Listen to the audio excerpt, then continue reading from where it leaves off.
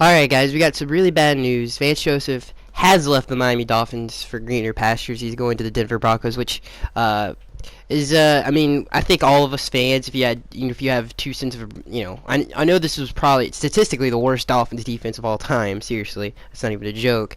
But Vance Joseph, one of the better defensive coordinators in the league. He's a tremendous leader. He's a tremendous football mind. I mean, if you just look at some of the adjustments he made when some players went down, the injuries he had to deal with to make this defense to get as many. They got a good amount of turnovers.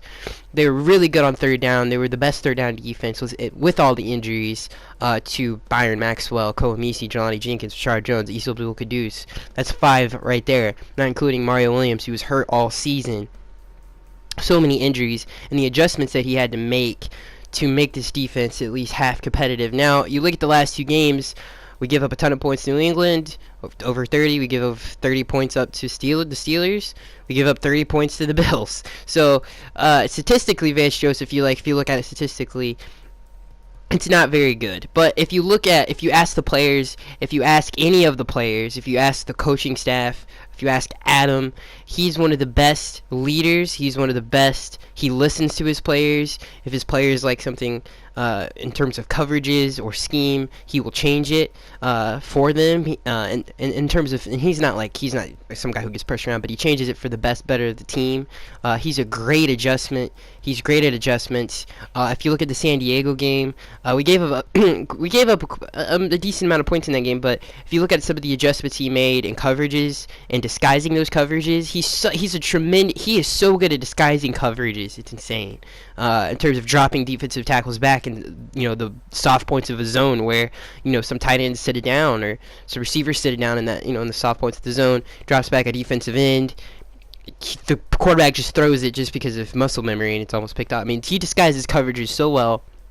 Like I said, he's a tremendous leader. The players absolutely loved him. They listened to anything he said.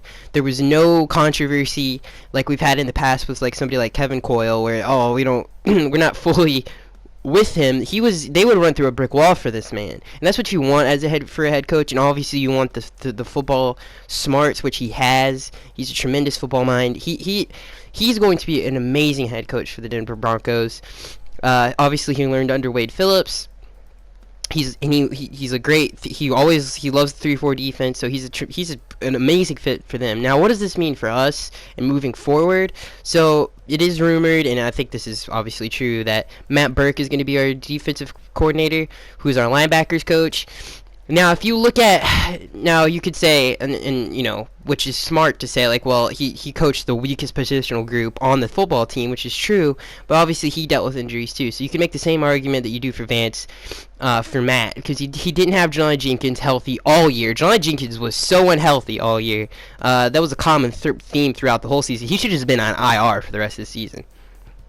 He's basically useless. And then you've got, Koemisi, who goes down. And then we're starting, special teams players on defense. We're starting, just literally special teams players. When I say special teams players, I mean exclusively special teams players. These players would not be getting on the field at all, hardly, if it wasn't for injuries. So Matt Burke comes from Cincinnati. He was with Vance Joseph at Cincinnati. I think he was the linebackers coach there. Adam Gase handpicked him to be the linebackers coach for the Dolphins. Matt Burke, and he's a great leader. A lot of players love him. They like him a lot. They said he was a big part of listening, and same thing with they love about Vance. He's a great leader. So I don't know. I mean, who knows? He's gonna be calling plays now. This is the first time in his career he's gonna be calling plays. There's not a lot of. Because when Vance was hired, we had so many, there was Wade Phillips, who's a Hall of Famer, was talking he's going to be great. You don't really have that with Matt Burke. He's a little bit more of an unknown, but he did. I'm pretty sure he coached the linebackers in Cincinnati. He did coach Vontaze Burfict. He did coach some really good linebackers down there. So he has experience. And it's not again, who knows though, because he's never called plays before. Same thing with Vance. He never really called plays before. But Vance, he's so many people from Adam Gase to Wade Phillips. Like I said, he had high praise, and that's why Adam snagged him up. But Adam, like we've seen, has picked a tremendous coaching staff, whether that be Clyde Christensen, which I'm so happy. He's one of the most underrated coaches in the league.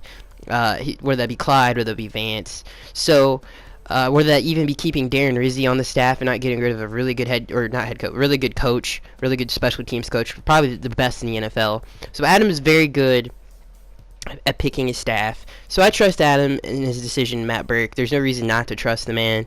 I don't think, I know, like I said, Vance, you know what, I would have, and again, it sucks because we don't get to see him build his defense here.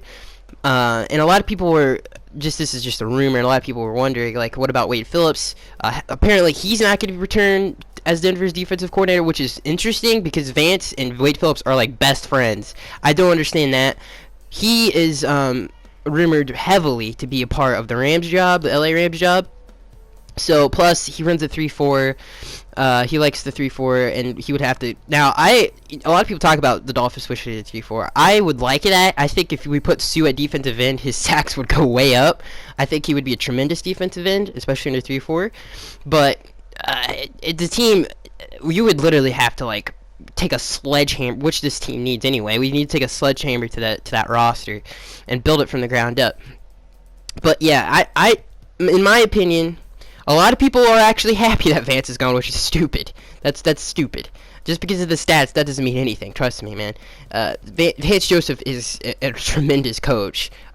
Just seriously, the respect this man commands is ridiculous. Okay, and then Matt Burke. Question marks there in terms of him being able to call plays. I don't know if he's gonna is he a good adjuster in game? Is he gonna be good at adjustments? Is he gonna be good at calling games? I know he's a good leader. That's about all I know about the man. And then so that the future is bright though in Miami.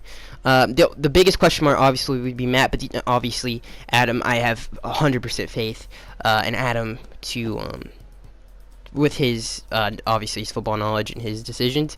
I don't think it's that bad. Now, Matt Burke, if I'm being honest, I'm a little worried about that. I want to see him call plays. I want to see him make adjustments in games before.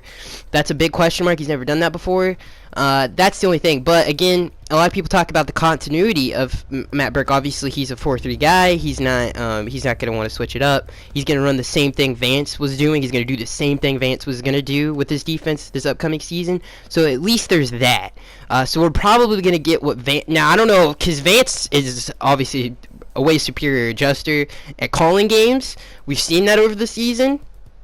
I don't know if Matt Burke's going to be on that level, because even though, like, there's plays, like, if you look at that 4th down play against Buffalo, that's the perfect coverage. That is the perfect coverage called. Just wasn't very, I mean, we had Spencer Paysinger, who's a special teams player on that coverage, who just was not executed well. So you could point out a lot of plays.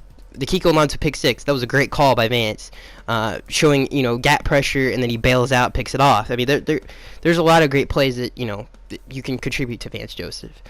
So that is going to be it, guys. I'm Skyx83. Let me know what you guys think about Vance Joseph and Matt Burke, and I'll see you guys in the next one.